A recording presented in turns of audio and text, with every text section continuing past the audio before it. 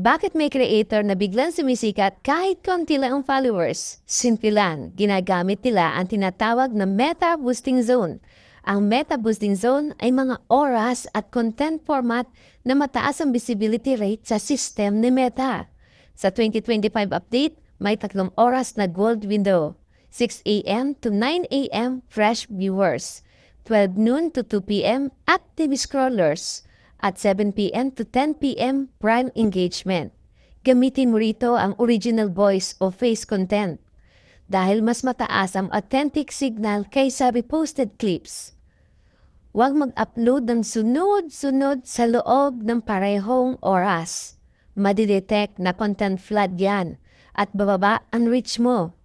Mas okay ang spacing ng 3 to 4 hours bawat post.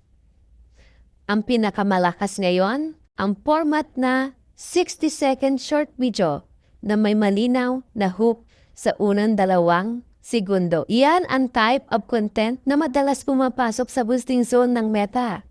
Bago ka mag-upload, tanungin mo muna ang sarili mo. Pasok ba to sa boosting zone time?